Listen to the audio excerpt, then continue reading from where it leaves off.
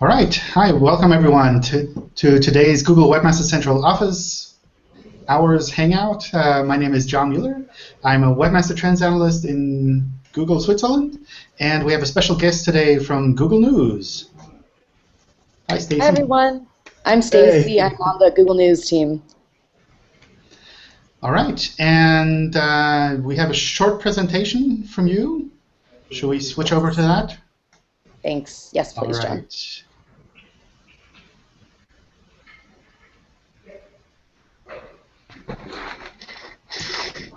Great. Oh, you skipped to the first slide, John. Great. Thanks, everyone, for joining. Like John said, I'm on the Google News team, and I'll just give a brief presentation that'll hopefully answer some of your questions, and if you still have a few, feel free to follow up. Happy to answer any questions that you guys may have. Okay, great. So next slide. Okay, so this is what the presentation is going to contain is really just 3 parts. It's going to be a brief history of Google News, Google News as it stands today, some numbers, how many publishers, editions we have, etc. You skipped to the first slide, John. Great. Ooh, and there's an echo now. Thanks, everyone, for joining. Like John said, I'm on the Google News team, and I'll just give a brief presentation. Mute it on your side. Oops, now we can't hear you anymore. Up. Happy to answer. I hear a recording of myself. This is kind of trippy. Okay, great. So next slide.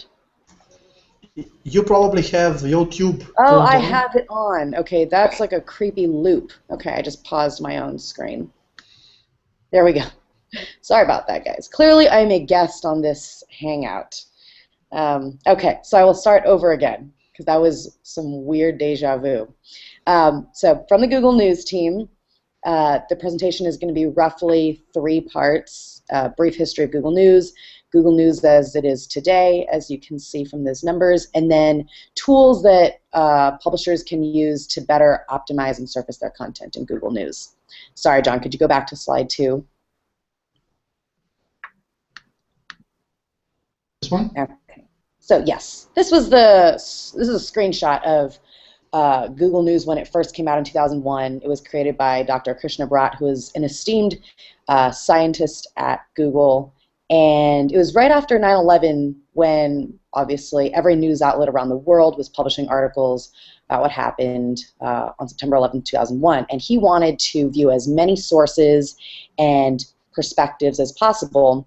And so he built a tool that could cluster news stories as news events were unfolding. And this is an early screenshot, as you can see.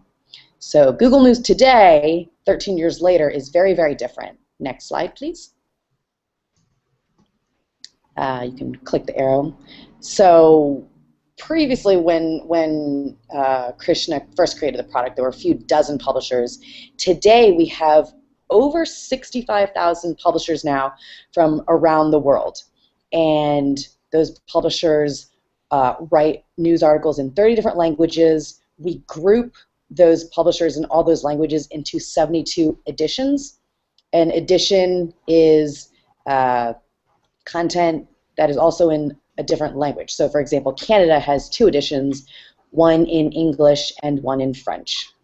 We get over 1 billion unique users weekly to news.google.com, but that's not the metric that I like to tout. It's actually the 10 billion monthly clicks that Google News sends to news publishers. Because ultimately, Google News is a go-away site. It's a great place to scan the news, but if you really want to read what's going on, we always want users to click through to publishers' articles. And like I said, this is one of the oldest Google products. It's 13 years old, so it's a very mature product, but at the same time, we always like to fine-tune it. We're constantly trying to add features to make it a better news experience for users and a better platform for news publishers as well. Next slide, please.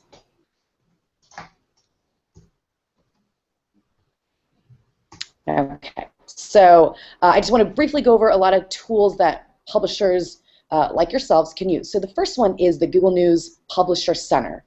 We launched this, oh goodness, I can't even remember the exact date. I think it was a month and a half ago. And I love the direction that we're now heading with this tool, because what we wanted to do was give publishers more control over their site's information and how their site's content is appearing in Google News. So you can see the link down there. Hopefully, if you are a Google News publisher, you've tried to access it, because what you can do with it is update and edit your site's name, so really get control of your branding. If you decide to capitalize or lowercase certain characters in your name, we want you to be able to accurately reflect that in Google News as well. We now let you add news sections to your account, so Google News can recognize if you're creating a new section for the upcoming November elections. We want to make sure that we're crawling that section to better surface that content. Another thing you can do as a publisher in the Google News Publisher Center is apply relevant labels to your source and sections. So for example, if you want to create an opinion section, because we know that people on Google News love reading op-eds, we would love for you to apply that label to better signal to our crawler what type of content this is. And then lastly, this is the start. It's a really good foundation tool, and we're going to be really using this to develop more features that give you guys, the publishers, a better Google News experience. And again, the link's down there. Next slide, please, Sean. Oh, Chris, you have a question? Yeah, is that still just to U.S. publishers right now, or is it very good question? I'm glad. Yes, rolled out to other countries? It is to U.S. publishers in English. The next rollout is going to be English publishers in whatever country you're in, and then we're launching this internationally. So yes, I apologize. It's just kind of the way we do rollouts, but this will be available to every publisher in Google News very soon. When I get dates are always a little bit tricky because we always have an estimated date. We don't always launch for various factors, but very soon is actually what I can promise. Definitely by end of year. Cool. Good question, Chris. Thanks. Next slide, John.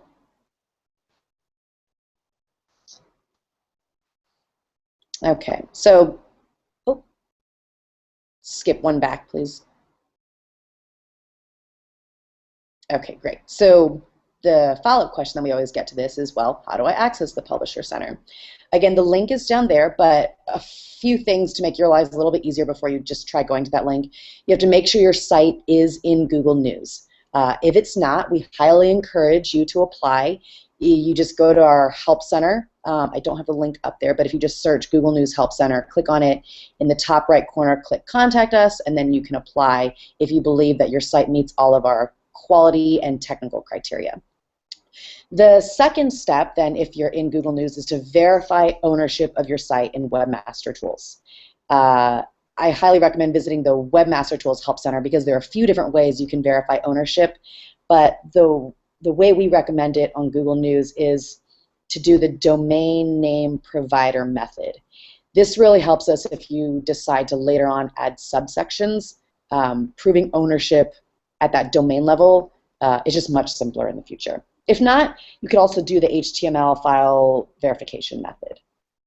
And then lastly, you need to log in with the same email account that you use to verify ownership of your site, and then you should be able to access the Publisher Center. If you're still having trouble, again, there's a Contact Us button in the Help Center, and someone should be able to help you out. Cool. And if anyone has any Publisher Center questions, I'd be happy to answer them after this brief presentation. I promise it's only a few more minutes. Okay, next slide, please. Okay, so other tools that are really beneficial to publishers and help you guys control your content is through news sitemaps. Because you have things like timestamp and you have meta tags, it really helps us discover and classify your content better. That's not to say that we won't crawl your content otherwise through your news sections, but this is just an additional tool that you can use. If you choose to do sitemap only crawl, it really helps us differentiate between your news and non-news content. Also, by submitting a news sitemap, which has separate tags from a regular sitemap, you can see your article-specific errors in your Webmaster Tools account. So it's really neat to be able to see why this article wasn't crawled. Was it because it was fragmented? Was it too long, too short? The errors can actually get pretty specific.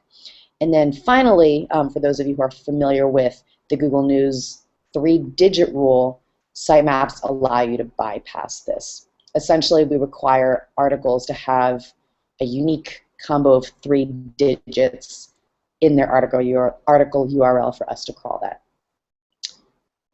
Okay, next slide, please.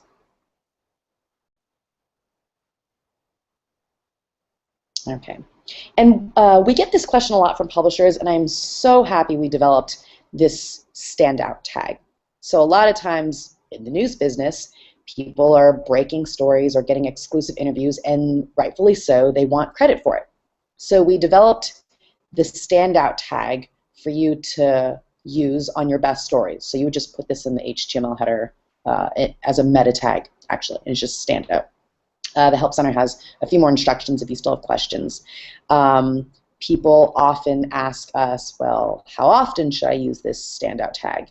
We ask that you use it very judiciously, no more than once a day. I like to say, just as a newspaper would only have one front page story, you're likely not going to have more than one standout story a day. And when you use this tag, and if we verify that it actually is a really good story, you can see that you'll get the featured tag right by the story as it appears in Google News. So the prime example I always use is when The Guardian broke the story about Edward Snowden and all the leaks. So that was most definitely a standout story, and The Guardian used the standout tag very accurately and effectively. Okay, next slide, please. Okay, and editor's picks. This is probably my favorite section on the news.google.com homepage. It's the one spot where news publishers actually get control over what content goes here. So editor's picks is just as the name denotes. If you're a news publisher and you want to make sure that certain stories that your publication reported on are noticed, that's an editor's pick. So it takes the form of an RSS feed. It's a really simple RSS feed that you can submit to our team to highlight your 5 top stories. And we don't tell you which stories to pick. It's completely up to you. Currently, we do ask that they are text-only stories. But other than that, again, we know that some publishers produce dozens and dozens of stories. It's completely up to you which 5 you pick. And those will circulate on the homepage depending what the user adds as their preferred sources. So again, this is something great for your existing users, but also something really cool for Google News users who stumble upon your content. You can convert them to big fans of your publication. Okay, next slide, please.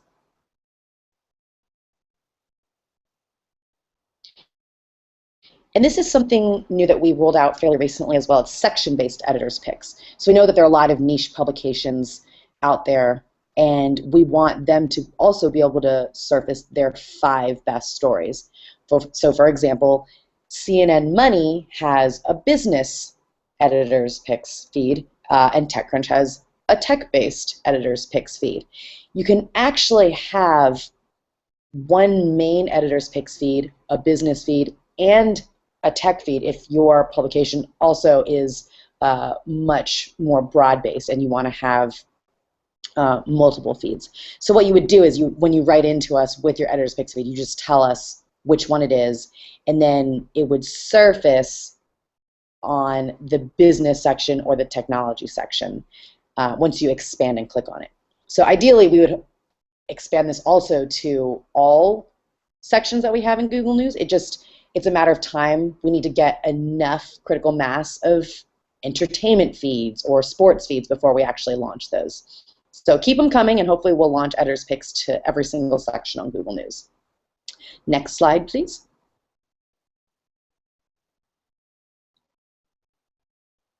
Okay, and a lot of people ask us about Google Plus posts. Just as whatever is going on in the industry, Google News really tries to mimic that. So we saw that social was a huge place that people were getting their news. So we felt it was the best decision to incorporate Google Plus posts onto the Google News homepage. So we highly encourage every publication who has a Google Plus page to really post their articles. Because as you can see from this example cluster of news, ABC's article wasn't featured as, ABC's text article wasn't featured, but their Google Plus post did get featured on this cluster.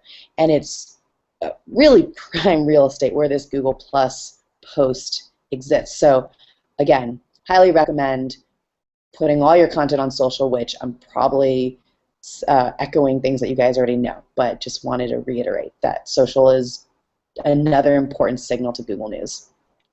Next slide, please. Okay, and multimedia is obviously hugely important. It's another medium that a lot of publishers are leaning towards in addition to regular HTML text.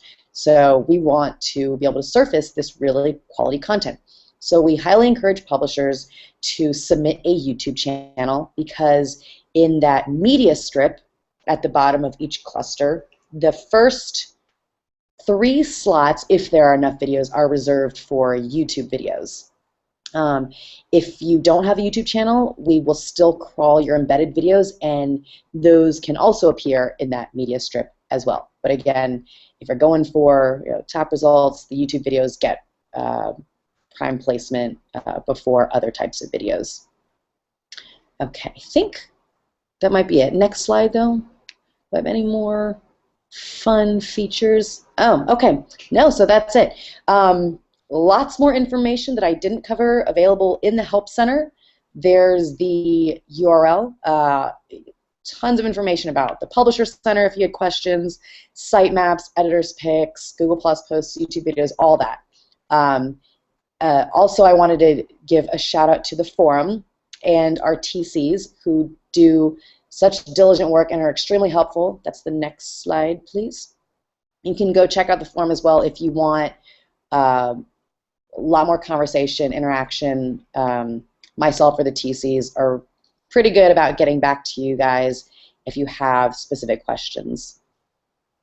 So that's the end. Thank you for sticking with me. I know it was a bit long, but now I'm happy to answer any Google News questions you may have. And I know, John, you probably want to leave some time for general webmaster questions too. So I think we're going to start with Google News questions then. Okay, we have the Q&A set up, and most of the questions there seem to be generic for websites. So let me just double check to see if there's anything news related here. Is it okay to publish content to Google News using a blog subdomain, or is it more effective to build a dedicated URL on the domain itself? The question just jumped. Who was that by, John? I just want to be able to read that as well. Vapor MC. I don't know. Where did you go? Vapor Nation. Okay. I just want to reread it. Okay. Oh, okay. You just pushed it to the top. Awesome. Is it okay to publish content to Google News using a blog subdomain, or is it more effective to build it? Good question. Because when you submit your application to Google News, we ask that you only submit your news sections. So it actually is okay to submit a subdomain from an existing blog. One thing I will say, if you're asking for more effective or better, it's hard to qualify that. But what I can say is when we're looking at your section, we sometimes also look at your site as a whole, again, to provide a better user experience. One of the criteria we have to get accepted into Google News is readability, and navigability. So again, put yourself in the user's shoes. If you think a dedicated news URL would be better and a better experience, go ahead and do that. But it is okay to submit an application with just a blog subdomain. Okay. Hope that answers your question. I saw another question in there that was about a site that had been turned down, and instead of going through all that in the video here, what you can do is stop by our forum, and I'm one of the TCs. Either I'll take a look at it, or want to look at it, and then give you specific feedback on why it might have been turned down. Thanks for the plug, Chris. That's absolutely true. If you guys are applying for Google News and you want a second expert opinion, go ahead and post it in the forum. Again, the TCs are wonderful at taking a very thorough look at your site and providing specific feedback if you should seek it out before you apply to Google News. Okay, here's another one. How often should I post content in order to qualify for inclusion? That's an interesting question. I don't want to be cliche, but it's really not about quantity, it's about quality. We have a lot of monthly magazines, for example, in Google News, who you can tell they have a huge spurt of published articles at the first of the month, every month, because that's when they release their magazines. But for the rest of the 28, 29, 30 days of the month, they don't really have a ton of content. But at the same time, if you're a source looking for inclusion and you haven't published within the past 3 months, we ask that you publish timely, relevant content. So again, if you're a tech publication and you haven't written about a tech company in a month, that doesn't seem very timely to us because we know that there is tech news happening pretty much every hour. So I don't know what kind of content you're writing about, but follow the news cycle. And I think that's the best advice I can give for how often sites should be publishing. All right, I had another one here that just Great. popped away. Let me see if I can find it again. Changes to the Google News inclusion criteria. So what are the recent changes to Google News inclusion criteria for other sites like Reddit and various blogs that haven't been included previously? Have there been changes?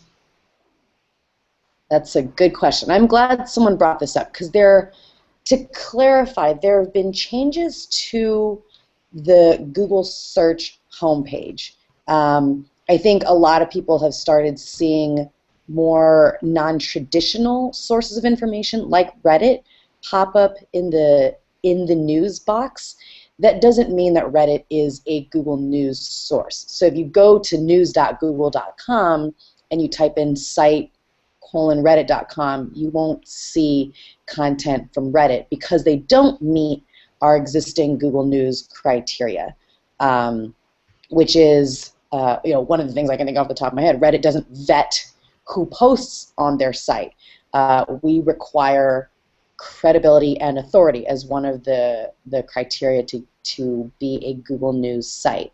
So I could go into the laundry list of criteria, but I would say the easiest way to check is our Help Center. So if you just search quality guidelines, I believe that should pop up the page where you can see the 5 main criteria that we try to bucket our requirements in. But again, we're constantly expanding the types of sources because we believe that information doesn't exist solely in newspapers anymore. It really is everything from blogs to YouTube videos to the more traditional newspapers. So our criteria in quality hasn't necessarily changed, but we're trying to expand the types of sources that we allow into Google News because, again, we're trying to reflect how users are actually consuming their news. Awesome. Let's see. I think there's some more here.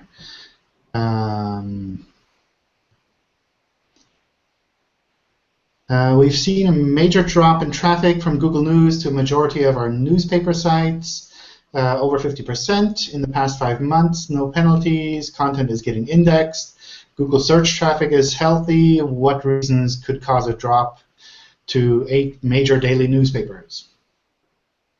I think it's hard to answer that without knowing what the publications are. Obviously, that's very concerning to us if we want, again, we're a go-away site. We want to send as much traffic as possible to quality sources. Let's see. Okay.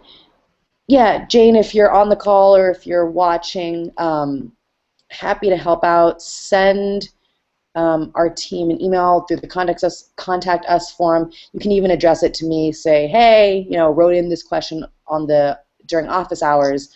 Can you address this? Because it's hard for me to tell without knowing the exact URLs. Because again, we don't make any changes that we think would adversely affect the top publishers that we have in our database. So that is really hopefully an unintended consequence or something that we can work together to fix. But drop me a line. All right. Let's see what else we have here. Schema and microformats are becoming more commonplace in standard Google results. Will these be more prominent in Google News as well? Let's see. Again, Google News has no news editors. We are simply trying to aggregate and crawl the content that publishers produce. So again, we primarily crawl HTML text articles, but as we've seen more and more publishers produce diverse types of content, like multimedia, what have you, we are working to better service and crawl that. So if it is starting to become an industry trend, that is something that our team is always keeping an eye out for, and we do our best to surface that kind of content. So good question. I know that answer was a little ambiguous, but we are noticing trends like that. Okay, let's see. If I can jump in here for a moment. Sure. I see there's a question from Panos, I believe it is, that is asking about how to add an additional language version of their website and what they need to do with Google News. That comes up pretty often. Stacy, can you address that? Sure. It was from Panos. Is it near the bottom? I'm trying to scroll to find that. So many questions. Oh, I see it. Okay. If I have an existing site indexed in Google News and want to add an additional language, what would be the best way to go? Good question, Panos. Thanks for seeing that, Chris, because we do get a lot of those questions on the forum as well. So this would actually require you to apply for that additional language into Google News. The first thing, though, is we ask that you separate it. So if your site, newsite.com, has both English and Spanish articles just interwoven on that domain, we ask that you would separate it out to Spanish.newsite.com and just put your Spanish articles there. And then you would apply for that site for inclusion in Google News. And again, that's the same way you did it with the first newsite.com. You just go to the Contact Us form, list the site URL spanish.newsite.com, and list the language. The reason we do that is it helps us categorize your content by edition. So we find that even though I happen to be bilingual and would love to see English and Spanish articles on the US edition of Google News, most English speakers don't speak Spanish. So if they started to see Spanish articles because you started listing Spanish articles on newsite.com, it would be a pretty poor experience for the users. So again, if you do have an additional language, we ask that you separate it on a subsection or even break it out into a new site and then apply for that for inclusion in Google News. Thanks for pointing that out, Chris. Okay, and I guess this other question from Adam here is, could you get a duplicate content or thin content penalty for quoting someone in a news article? Is that a problem if you quote other sources? Not at all. I used to be a journalist. I would quote people all the time. It's how the news industry works. Not everyone can have the original exclusive story, but what we do ask is for proper attribution. So if you ripped a quote and not only attribute it to yourself, but didn't even attribute it to the right person, we would consider that not in accordance with Google News's quality guidelines. So, you know, I think not everyone is going to be on the ground with a microphone in that person's face, but what you can do is attribute it to CNN, New York Times, whoever did actually quote that. Okay.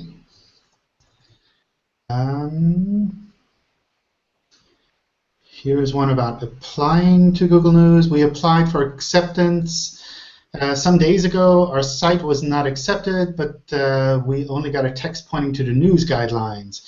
Are there any chances to get a little bit more information about the cause of the denial? That is a good question, and I know currently our rejection emails are a little vague.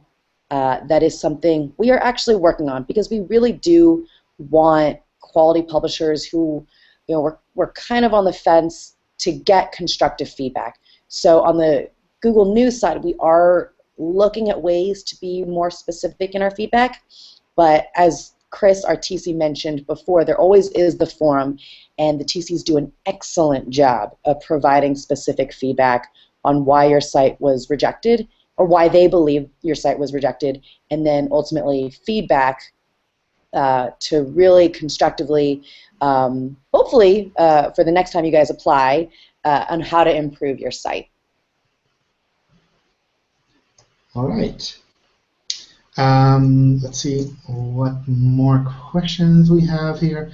If I have an existing site indexed in Google News and want to add an additional language, oh, we just looked at that one. That was easy. Let's see. I saw a few. Oh, goodness. Things are jumping around. Yeah. You guys got a lot of good questions. I see a lot of panda questions, though. I think that's really, John, what they want to be talking about. Yeah. Do Google News publishers get priority in the news box in web search? Very good question. It's hard to define priority because there are many signals, as we know, that go into the algorithm to determine who gets those spots. Timeliness, in addition to quality, is a big one. So I would say priority is really hard to define. I can't say that there's priority given to any source because we try to, in those results, when I say we, I mean Google Search, and I'm not on that team, so I can't quite speak for them, but I'm sure Google Search is trying to surface the most relevant, informative, accurate results, and if that is a Google News source, then great, but if it's a tweet or if it's a Google Plus post, then I think the algorithm is going to detect that as the most relevant search result. Okay, that sounds good. Let me open it up for the others as well. And in the meantime, if there's something common that you found in the forums, Chris, for example, maybe it'd be a good time to ask those questions as well.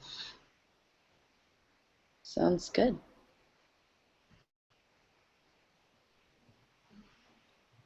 Yeah, don't have anything in particular right now, but it does look like a lot of good penguin questions here. That'll be interesting. Oh, I do have I have one question that's kind of interesting, John, if I could just ask this one. So someone wrote, how does Google treat duplicate content? Oh, sorry, I thought that was Google News. Okay, I'll leave that. I'll open it up. I could have answered it if they were asking about Google News. I don't want to speak for Google Search.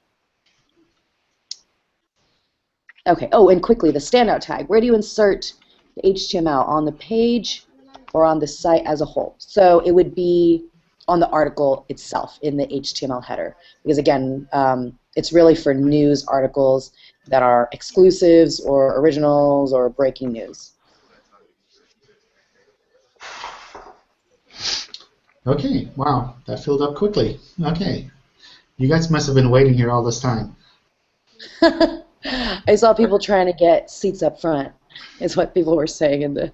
Yeah, I started a thread where people could sign up, so... Oh well, okay. Let's grab some of the questions that are left. Is hreflang implementation possible between pages of 2 different domains targeting different languages? Yes, you can do that. Just keep in mind that the hreflang tag is per page and not per domain. So don't just put it on the home page. Make sure it's really page by page. We must know, is Penguin rolling out? Yes. I think we confirmed it for Barry as well, right? Yes, great. Yeah, thanks for confirming it. Appreciate it. Can you give us details on that? Like percentages impacted or anything like that? Not at the moment, no. Sorry. I don't know how much more details we'll have for you guys, but we're looking into what we can do there. Thanks. How does Google treat 301 redirects between different domains now? I see a lot of redirected domains still appearing on the index. We essentially follow those redirects, and we try to pick one of the URLs to keep as the one we show in the search results. And we understand that sometimes there are multiple URLs associated with the same content. So if this is, for example, one brand that redirects to a new website, if you search for the old brand name, we'll probably try to show you content from that old branded domain just because we think it matches more what you're expecting. So that might be something that you're seeing here if you're searching for the old website specifically. If you do a site query, if you search for the domain name, then we'll try to show that to you, even though we have followed a 301 redirect. John, can I ask a question? Sure. Will structured snippets have some special structure markup for the webmasters to be able to implement it, like the breadcrumb structure markup? I'm not aware of anything specific in that regard at the moment. I don't know. So for now, Google is picking up what he believes it's right for those structure snippets. So I was wondering if you're gonna make it up like a structured markup data or something.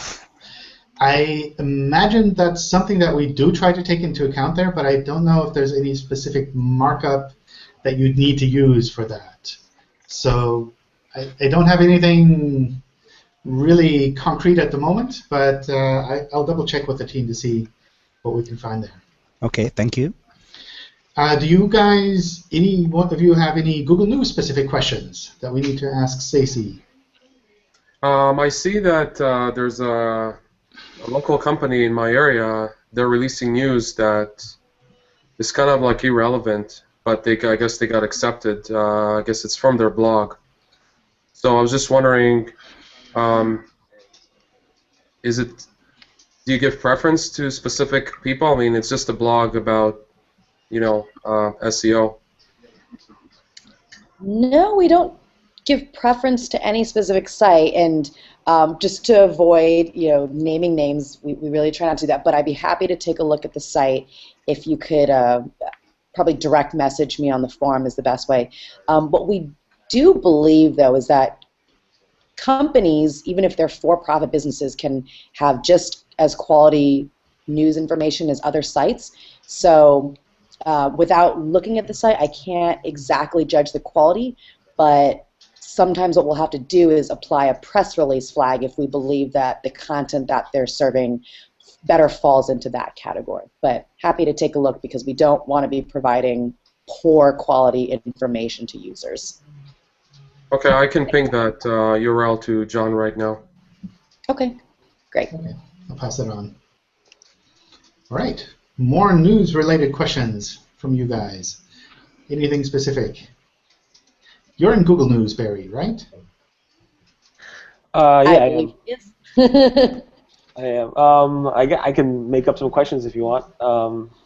So just so people who are watching, the Google spiders that crawl, there is a Google News bot, but I think they share data between each other, the regular Google spiders and the Google News bot. So that makes sense. Am I saying that correctly? So if you are in Google News, you're probably going to get indexed more frequently and show up in both the web and news results pretty fast. In terms of spiders sharing it, yeah, I think that's a pretty fair analogy.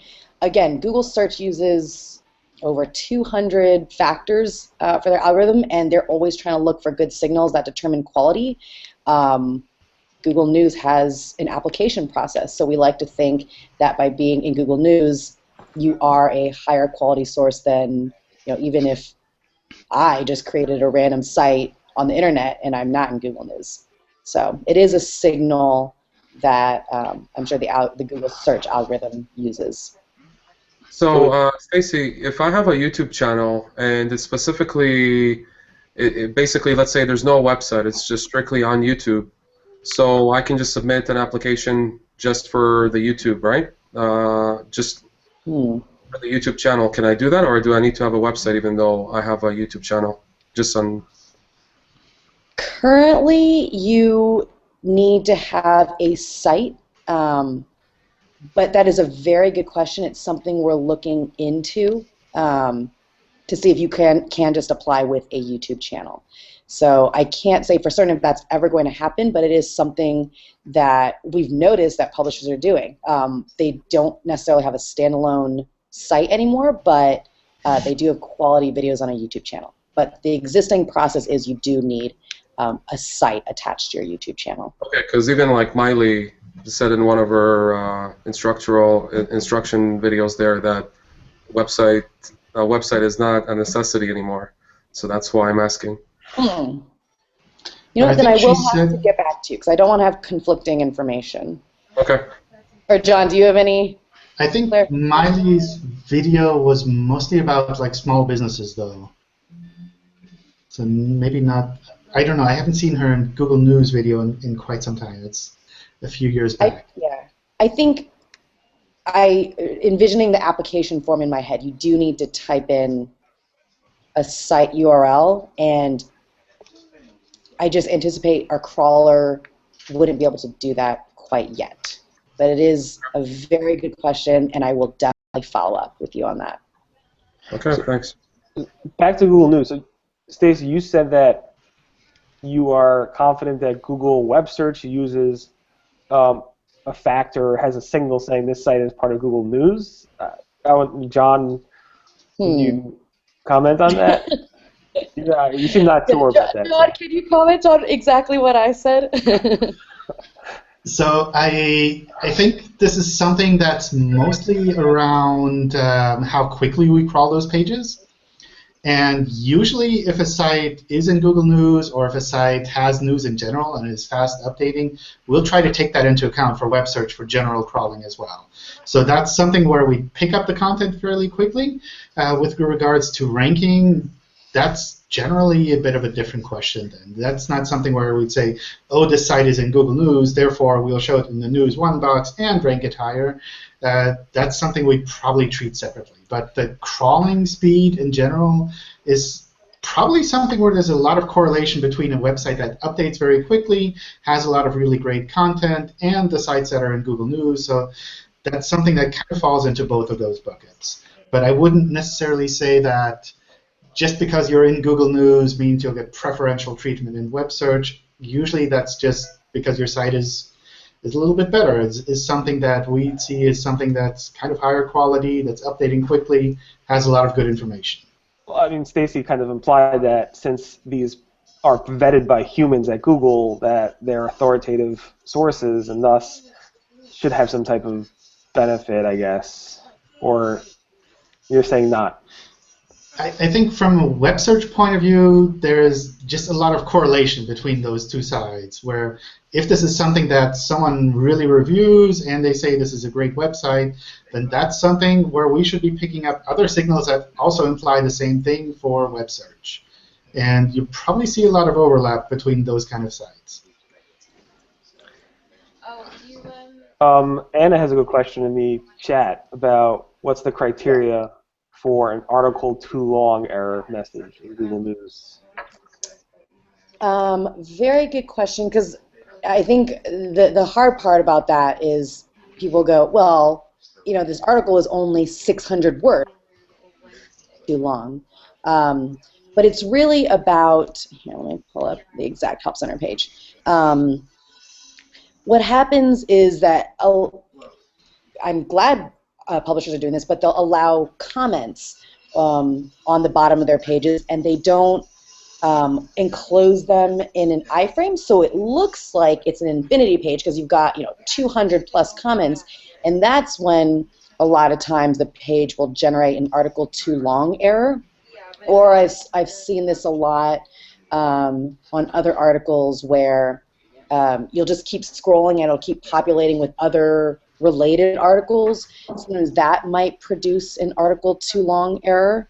So there are a few things you could do in regard to the comments. Like I said, you could enclose them in an iframe.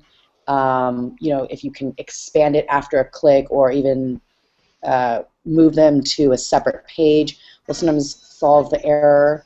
But I think it really is on a case-by-case basis. So again, happy to look at that specific page or that specific publication. Anna, if you want to message me after, I can take a look into that. All right, we have 5 minutes left and a gazillion questions, so let me try to run through some of these as quickly as possible. I want to know if Penguin has updated completely or whether it's still rolling out. As far as I know, it's updated completely. Are you going to run it on a monthly basis? Sorry? Are you going to run it on a monthly basis, like Panda? We'll see how far we get. I mean, the holiday season is coming soon, and I don't think we want to cause too much fuss there, but we're definitely working on speeding up the updates. So was this a refresh, just a signal added? You can't tell us anything yet. I don't have anything more on that at the moment. Yeah, sorry. How's the progress with better webmaster tools data? That's something we're also working on. I imagine expanding it to a longer time frame will take a little bit longer, but we're definitely working on the individual features to see what we can do to kind of make that data more useful and more accessible for you guys. We're also adding some cool new features that you'll hopefully see, I don't know, in the next month or so.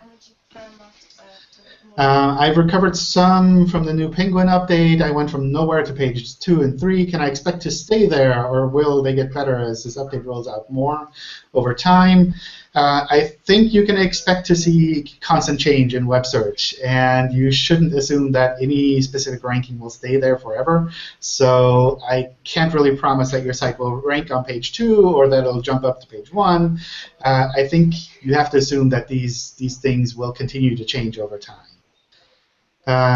Is it safe to say that videos hosted on YouTube have preferential treatment in the search results over those hosted on other platforms, even if the video sitemaps are correctly completed? No, I would definitely not say that with regards to web search and with regards to video search. We can generally recognize videos on YouTube very easily. We know that technically the platform is very sound, but you can host videos yourself. You can host it on other platforms, and they'll show up in web search just as well. So it's not that YouTube has any preferential treatment. We just know that YouTube has a very technically well-made foundation to kind of work on. So you can host it wherever you want, provided you're actually providing something technically correct. Hey, John? Yes? Can we expect any more information on Penguin in the future, or is Google not going to be preparing much more information? I don't know. Probably. So my hope is we can provide a little bit more information about what has been changing there, how we're kind of what kind of results we're seeing there, but I can't promise you that at the moment. Sure. Generally, when we do know where we're going to share more information, we'll just share it with you. I don't think this is something that we try to pre-announce and say, oh, tomorrow we'll share this number with you. We'll just give you the number. Of course. And last thing, there has been some talking about negative SEO with this version of Penguin. If I have any examples of people who claim to have been negative SEO through this, do you want me to send those examples along to yourself? Sure, that sounds great. Okay, because I have a few. Good, yeah, I have a big inbox. All right, great. Okay, this kind of goes in the same question here. Someone's been building bad backlinks against my website. I've been doing a monthly detox and building a disavow file that I upload in Webmaster Tools. Today, it seems like Penguin hit my site, as all my rankings are gone. Help. Like with Josh, if you feel that something like this is happening with your website and you feel that Google isn't picking up on it properly, you're welcome to send it to me. You can send it to me directly on my Google Plus profile, and I'll share that with the team here.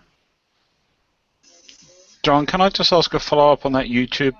Sure. So, I think the question asked about video sitemap and hosting on YouTube. Mm-hmm. I thought a video sitemap only applied if you host yourself. You can submit a video sitemap for content that you embed on your website, even if it's hosted somewhere else. So you could host your videos on YouTube and embed them on your website and submit a video sitemap for that. So that's kind of a combination of a setup. So you don't have to host the videos yourself. You don't have to worry about bandwidth to these locations. You're just essentially providing the landing page for those videos. Okay. All right, and with that, we're out of time. I have some people running for my room, so I'd like to thank you all for all of your questions, and thank you, Stacy, for joining us. It's been really insightful, really interesting to hear some more. This was very fun. Thanks for inviting me. Yeah. I hope you guys have a great week, and we have another Hangout planned for Friday, so maybe we'll see some of the questions that we missed on Friday then. Thanks, John. Bye, everyone. Have a good week. Bye. Thanks. Bye.